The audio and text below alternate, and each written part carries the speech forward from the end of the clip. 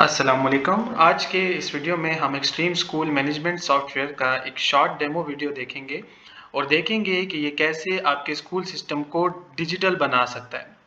तो आइए स्टार्ट करते हैं। सबसे पहले हम अपने डैशबोर्ड से। जैसे कि आप सब देख सकते हैं, ये मेरे पास इस वक्त एक्सट्रीम स्कूल मैनेजमेंट सॉफ्टवेयर का एक कंप्लीट डैशबोर्ड नज़र आ रहा है।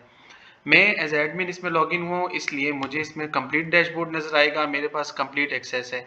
इसी तरह हमारे पास एडमिन के अलावा एक टीचर्स पोर्टल है एंड पेरेंट्स पोर्टल है और अकाउंटेंट पोर्टल है। आप एज ए टीचर भी लॉगिन हो सकते हैं, एज ए पेरेंट भी लॉगिन कर सकते हैं और एज ए अकाउंटेंट भी आप इसमें लॉगिन कर सकते हैं। लेकिन उसमें ये होगा कि उसमें आपको जो फीचर्स दिए जाएंगे वो सारे के सारे फीचर्स लिमिटेड होंगे। एडमिन एक्सेस एक ऐसी एक्सेस है जिसमें उनके पास सब कंट्रोल होता है। एडमिन के पास ओवरऑल कंट्रोल होता है और वो जिसको चाहे जोन सी एक्सेस एडमिन पोर्टल के थ्रू दे सकते हैं।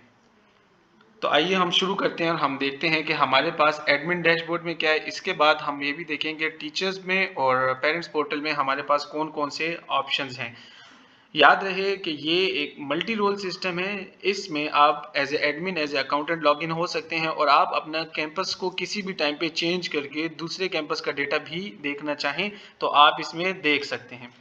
एडमिन पोर्टल्स के अलावा सब पोर्टल जो हैं लिमिटेड फीचर्स हैं और एडमिन पोर्टल में आपको सारे एक्सेसेस मिल सकते हैं। तो स्टार्ट करते हैं एडमिन डैशबोर्ड से। जैसे हम किसी भी स्टूडेंट की अगर फीस जमा करना चाहते हैं या हम उसका एडमिशन करना चाहते हैं तो हम यहाँ पे इजीली बाय वन क्लिक कर सकते हैं।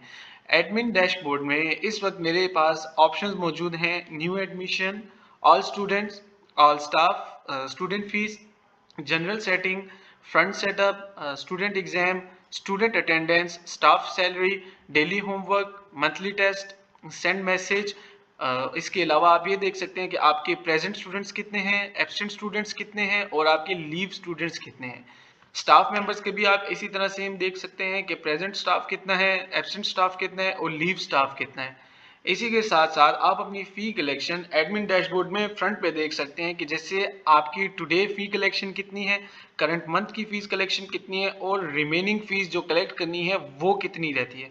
इसके अलावा आप अपने डिफ़ॉल्टर्स की लिस्ट को भी मैनेज कर सकते हैं कि आपके जो डिफ़ॉल्टर्स होते हैं फ़ीस लिस्ट में वो कितने हैं, class wise, month wise, weekly wise आप अपने डिफ़ॉल्टर्स को चेक कर सकते हैं। इसके अलावा आप एडमिन डैशबोर्ड में अपने एक्सपेंडिचर्स को भी देख सकते हैं कि आपका कितना खर्चा हुआ है, दिन के हिसाब से भी और महीने के हिसाब से भी कितना खर्चा हुआ है। तो हम स्टार्ट करते हैं न्यू एडमिशन से कि आपने न्यू एडमिशन कैसे करना होगा। तो आते हैं न्यू एडमिशन पर।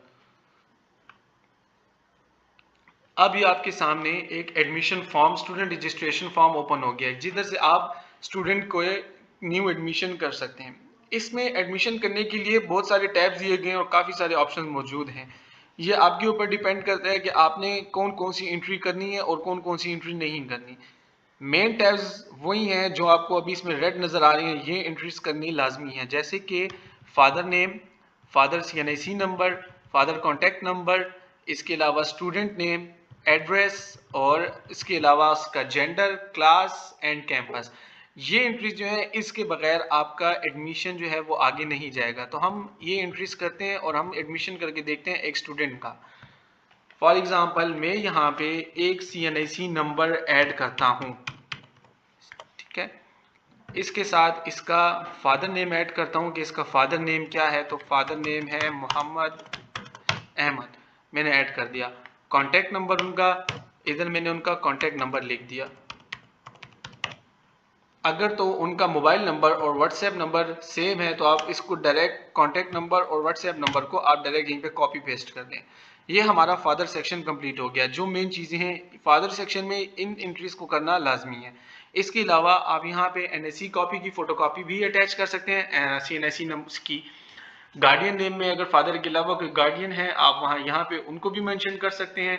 आप फादर ऑक्यूपेशन भी लिख सकते हैं और अगर फादर के हवाले से कोई अदर इंफॉर्मेशन है तो वो भी आप यहाँ पर ऐड कर सकते हैं। इसके बाद हम नीचे आते हैं स्टूडेंट सेक्शन में। स्टूडेंट सेक्शन में आपको क्या क्या इंटर करना है, उसमें इंटर करना है स्टूडेंट नेम। मैंने एक स्टूडेंट नेम ऐड कर दिया, ठीक है।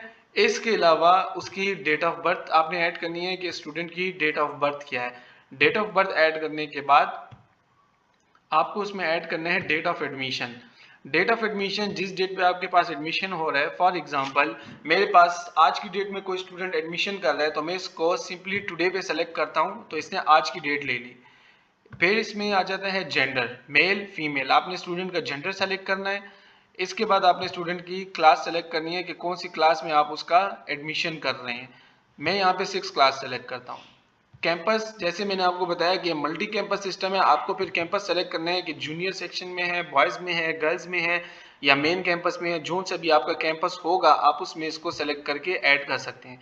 अब मैं इसको ऐड करता हूँ सीनियर बॉयज़ कैंपस में, और इसके साथ साथ इसको इसका जो हमारा सेक्शन है वो सेक्शन असाइन कर देता हूँ। तो सेक्शन असाइन करने के बाद ये स्टूडेंट जो है हमारा आगे चल पड़ेगा। फिर आपको क्लास सेलेक्ट करने के बाद आपको एडमिशन के लिए सेक्शन सेलेक्ट करना है। अब यहाँ से मैं इसका सेक्शन सेलेक्ट करता हूँ और इसको मैंने एक सेक्शन असाइन कर दिया कि 7th ब्लू में है, ठीक है। कैंपस सेलेक्ट करना है तो कैंपस आपके जितने कैंपस होंगे, junior campus, senior campus, college campus, आप कोई भी कैंपस में सेलेक्ट कर सकते हैं। मल्टी कैंपस रोल सिस्टम है, आप जहाँ पे इसका एडमिशन आपके पास हो रहा है आप वो सेलेक्ट कर दें। इसके अलावा हमें इसकी कोई ऐसी चीज़ नहीं है कि जो हम लोगों को ऐड करना यहाँ पे ज़रूरी है, वो आप फर्दर अपनी उसके लिए अपनी इंफॉर्मेशन के लिए ऐड कर सकते हैं। अब ये स्टूडेंट को मैं रजिस्टर करता हूँ मेरे पास, तो ये हो गया स्टूडेंट का एडमिशन सक्सेसफुल। अब जब स्टूडेंट का एडमिशन सक्सेसफुल हो गया, इसको चेक करना है मैंने कि इसका एडमिशन हुआ है या नहीं, तो मैं इसके लिए स्टूडेंट्स में आऊँगा। स्टूडेंट्स में आने के बाद मैं ऑल करंट स्टूडेंट सेलेक्ट करूँगा, और ऑल करंट स्टूडेंट में ये रजिस्टर्ड स्टूडेंट्स मेरे सामने सारे स्कूल के आ रहे हैं कि इस वक्त हमारे पास ये स्टूडेंट्स रजिस्टर हैं। और जिस स्टूडेंट का मैंने अभी एडमिशन किया है तो उसको मैं बाय नेम भी सर्च कर सकता हूँ, बाय सेक्शन भी सर्च कर सकता हूँ, बाय क्लास भी सर्च कर सकता हूँ, और इसको रजिस्ट्रेशन नंबर के साथ भी सर्च कर सकता हूँ। अब मैं उसको बाय नेम सर्च करूँगा कि उसका नेम क्या था जिसको मैंने एडमिशन किया, तो उसका हुरैरा नेम मैं यहाँ पे लिख के सर्च करूँगा, तो ये मेरे पास वो स्टूडेंट सामने आ गया। अब स्टूडेंट सामने आते ही मैं इसको व्यू करके इसकी डिटेल देखना चाहता हूँ, तो मैं यहाँ पे इसकी कंप्लीट डिटेल्स अपने पास देख सकता हूँ। जैसे एक आईडी कार्ड होता है, वो आईडी कार्ड सिस्टम थ्रू इसकी सारी डिटेल्स आ गई। इसका name, student name, registration number, date of birth, gender, उसका campus, class of admission, current class, current section, registration date, each and everything, student की जितनी भी इंफॉर्मेशन होगी वो यहाँ पे आ जाएगी।